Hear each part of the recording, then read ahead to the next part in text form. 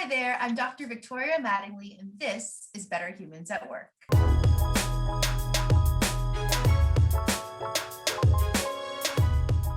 On this week's episode, I'm joined by Marcela Niemeyer, an executive director of HR across various industries, but most recently in the higher education space.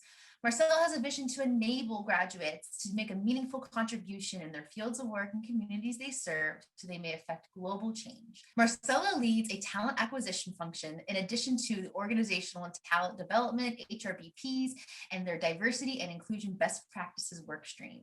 Marcela is an active champion of organizational change that will result in a more diverse, equitable, and inclusive university population in all the populations that she works with. I'm super thrilled to have her here today and have this conversation. So without further ado, here is me and Marcela talking about global DE&I and especially in the higher education space. Hello, Marcela. Thank you so much for joining me today. Thank you so much for having me. This is so exciting. Yes, and we've had a lot of guests on Better Humans at Work, but no one with quite as much global diversity, equity, and inclusion experience as you. So I'm just super thrilled to hear about your work doing DEI globally and any pointers you have to share with our audience. So thank you again for joining us. And just to get started, what is your professional experience with improving the human experience at work, especially when it comes to DEI, diversity, equity, and inclusion? Yeah, this is so exciting for me. I have been almost 9 years with Laureate Education, and it has been such a diverse and multicultural company. When I first joined, we had a portfolio of 70 institutions in higher education, 25 countries, and over 1 million students all across the globe. Yeah, and 70,000 employees. So very, very exciting, a lot of diversity. And we have been focused a lot in inclusion and belonging, because we already had all that diversity. So really making people feel heard, feel valued, appreciated, respected, so that their experience will really, really be improved and they will want to go the extra mile. So this is what I have been experiencing a lot, really, focusing on that. And I have some examples to share with you. Please do. Yeah, so at Laureate, we have the Diversity and Inclusion Committee. We do have a Chief Diversity Officer, Adam Smith, who I admire a lot. And our team works in a very collaborative way. And as I mentioned to you, we have been focusing on the inclusivity piece, right? So we were collecting the sentiments of the employees when we first started that work, and also building a space for them to raise their voices so we can have like a safe space, especially during the pandemic. People can really be with each other and we can see what are they valuing. We have The More We Know, that is an internal communications newsletter that is really nice, featuring employees. So it's all about the employees. Our focus is really on sharing the knowledge, increasing the awareness about diversity and inclusion, promoting empathy, encouraging conversations. And we have different work streams we are working with. So education, really focusing on how can we continue to learn and improve and really foster that culture with others, right? So students really focusing on fostering diversity and inclusion, workforce, kind of understanding a little bit about that. Communication, as I already mentioned to you, and the best practice work stream. This is the one that I'm leading. So I am part of a team. We have multiple people from different areas. And the most interesting is that everyone that is part of the group volunteered, because we are passionate about that topic. It means a lot to us, So it's a very, very nice group. And while leading the best practice, I have brought amazing people to share with us their experiences from Sodexo, General Mills, Infoblox, Schneider Electric, McKinsey, EY, and Miles and Stockbridge. So very, very interesting, very exciting. And, it's all about improving the human experience at work. And besides that, really, as I mentioned, focus on creating awareness, understanding the skills, getting that knowledge, so employees can take that with them anywhere, to their families, anywhere they go. Oh, I love that. And I love how you bring in so many different industry leaders, internal and external, those doing this work, because I feel like, especially with the DEI space, it's always shifting and moving and changing so quickly that having that best practices and having a whole, community of interest around that and bringing in those thought leaders. Exactly. Such a great approach. I am curious to learn more about how you meet the needs of such a wide global swatch of students, right? So Laureate has students from all over the globe. What challenges do you face with advancing diversity, equity, inclusion at the global level? No, that's a very, very good question. And, here it's all about the culture, the legislations, the traditions, different religions, all of those things need to be taken into consideration. And for me, I always say it's about listening. And listening is truly listening, understanding, respecting, embracing the difference, right? Because when you're listening, you are learning. And the best way for me to really answer the question is to talk about one project that we did back in 2014, 2015, which I'm very proud of, and I think it answers the question, is the Laureate culture narrative. So if you can imagine so many institutions in so many different countries, and then you have some silos, and it's not like a one company, right? So we had that project at the time to create a global culture so that we are one network. And what I did at the time really was traveling. I was in Brazil at the time, I'm Brazilian, and traveling around 12 states and really going to the different states and doing those workshops. And in those workshops, I wanted to make sure I got the different point of view, the different voices heard.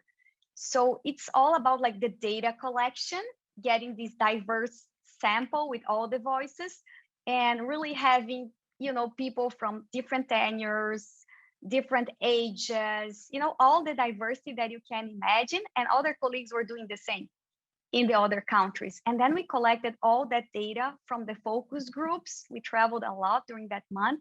And in the end, we got all that and we built the culture narrative based on what we heard. So when that was launched, and we do that for the onboarding, when we interview people, it was like, oh, I participated or my colleague participated. It's not something coming from the headquarters. It's something that all the voices have been heard. I love that. Can you explain a little bit more what you mean by the culture narrative? Like what was the actual deliverable or output of that?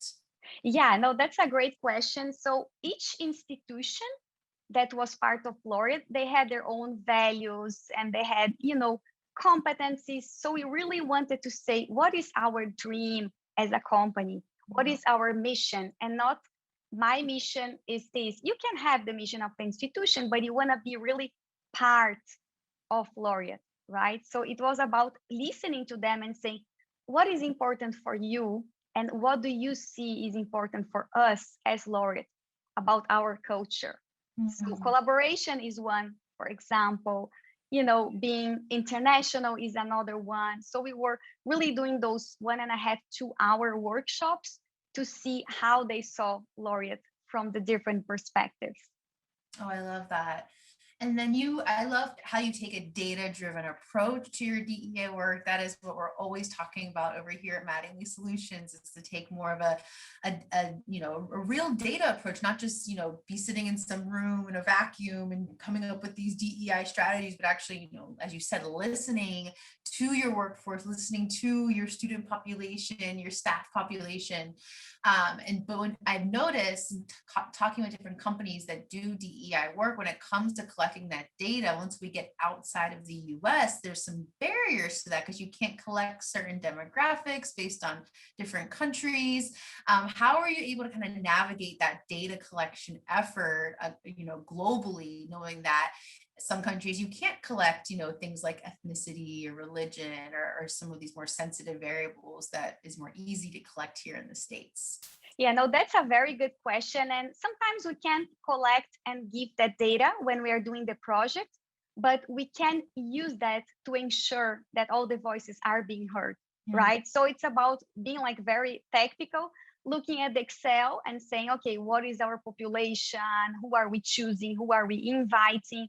to make sure we have all representation, but then not really saying, okay, this is the people we interviewed, but really sending the information we gathered at the workshop and saying, hey, this is a diverse population, and not really saying, okay, this is how many women, how many men, because of that sensitivity, but really saying, I can ensure we have a diverse perspective. Does that make sense? It does, ensuring that you have that representation. So it's not as much as collecting like the workforce demographic data, but making sure that sampling is representative. Exactly.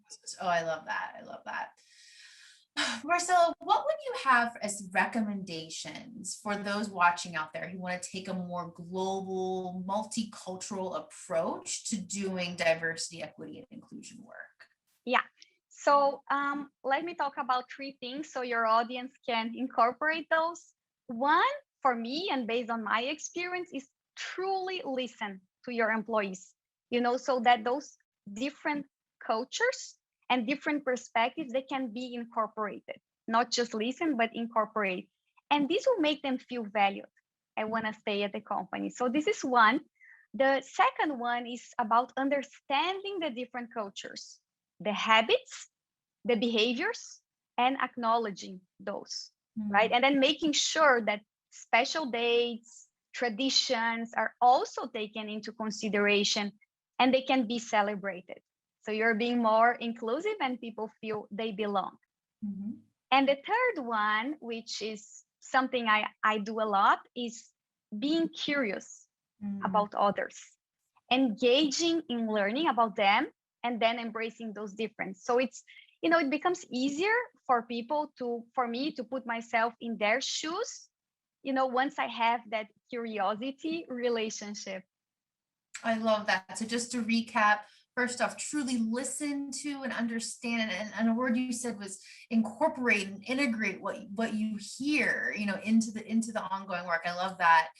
The second is understanding different cultures, habits, behaviors, and acknowledging those and celebrating those. Exactly. Right? Sometimes with DEI, we get so caught up in, what everyone's doing wrong and how to prevent discrimination or exclusion, but there's also the positive side, the celebration. So I love that. And then third, be curious and really engage in that learning. This is an ongoing learning process. I often try to equate, when I'm doing more the corporate trainings, I equate DEI to leadership, right? No one would ever say, oh, I'm done learning how to be a leader, right? That would not be exactly.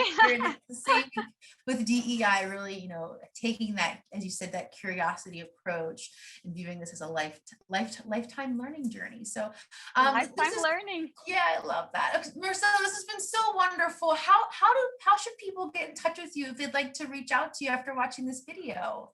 Yeah, LinkedIn is the best approach. I'm very active and happy to connect and exchange some ideas.